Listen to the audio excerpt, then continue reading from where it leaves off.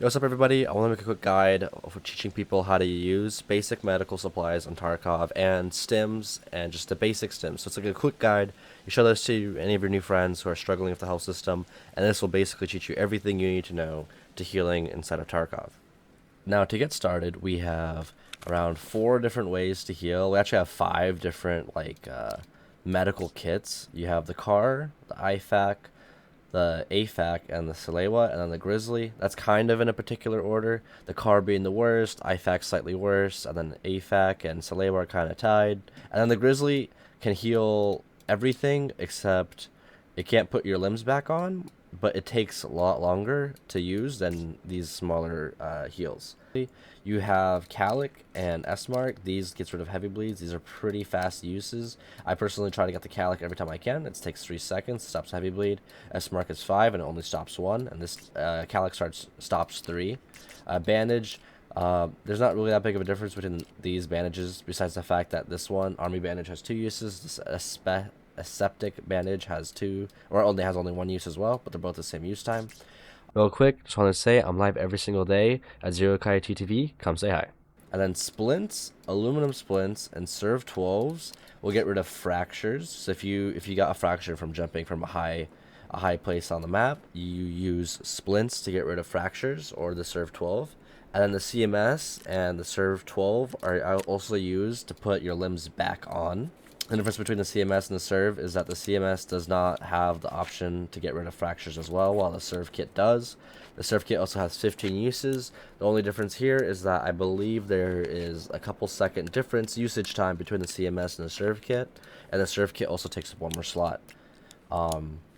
So you see, I put my leg back on. So this takes 20 seconds to use a serve kit, and it takes about 16 seconds for the CMS. And then you guys notice my right leg is still out. So when I try to walk like this, I'm limping, right?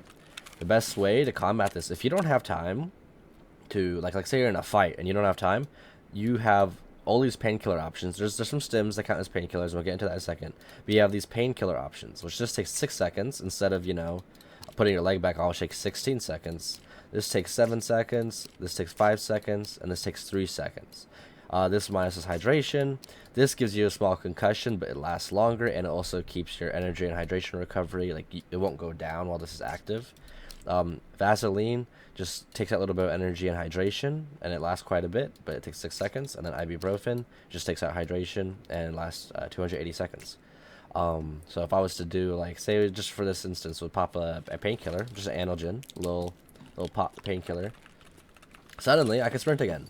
The only difference now is that every time I run, I take damage. So my leg here will actually slowly damage my entire body if I run on painkillers. That's something to keep in mind. So you need to watch out for that. And the difference between all these, I want to get into this real quick, is that some of these, so like the CAR is the worst of this bunch I just showed you, which it does not stop light. It's the fastest use, but it only stops light bleeds and does not stop heavy bleeds. The IFAC, okay, ignore radiation exposure. This is not something that's in the game yet, so there's nothing to worry about. But it stops heavy bleeds, and it stops light bleeds. And the HP thing you see right here is how much of, like, the usage it takes. So to stop a heavy bleed, it takes 210 of its durability. And just FYI, this HP resource, that's how much HP you can recover. So CAR is the least, and then you go all the way up. Actually, yeah. And then you have the Grizzly, which gets rid of light bleeds for 40, fractures for 50, heavy bleeds for 130, and it has a total pull of 1,800. And then you have the Salewa, which is a use time of 3 seconds, and it stops light bleeds for 45 and stops heavy bleeds for 175. And then you have the IFAC, which stops heavy bleeds for 170 and stops light bleeds for 30.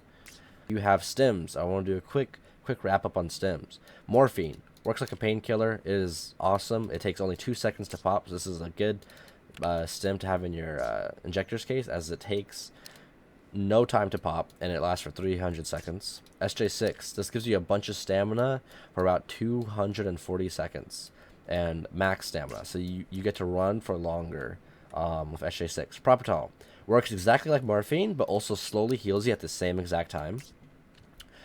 Blue blood, or Porphytan, I'm probably butchering that. This gets rid of all your bleeds and prevents bleeds for 60 seconds.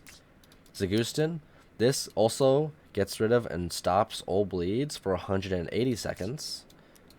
ETG, this is a fast heal, so if I get really low, actually let me give you guys an example right now. You guys notice I'm really low, right? And say I'm in a pinch, and say I'm in a fight and I really need this HP, all I have to do is pop this ETG, and look how fast my HP goes back up. It goes fast. About 6.5 HP per second with an ETG pop. So you get a lot of HP back. Proper Pro does the same exact thing, but a lot slower. I think you get 1 every single second. So ETG is about 6.5 times faster.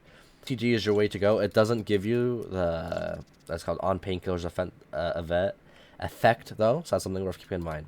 Now, if the SJ12, this lowers body temperature, yada yada, don't worry about any of this. Energy and hydration recovery is what we use this for. Specifically is if you're completely starved out in raid, you pop this guy and this will keep you going. You will not die from hydration or starving if you have this stim active, and it lasts for 600 seconds. Mule, this actually increases your weight limit by 50%. So if you're super heavy and you can't run at all, you pop a mule, and this mule will help you carry all your loot to exfil.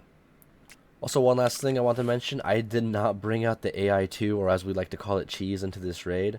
I'll show you guys what it looks like right now. Show you guys real quick, this is the AI2 that I missed. It's the little quick 2-second use time AI2 medkit. It only has 100 use, but it's alright. It's definitely good for starter. I mean, it only heals a total of 100 HP, so just keep that in mind. Hope you guys found this guide useful. That's the quick, super short guide on all the stims and medical supplies that you should know about inside of Tarkov.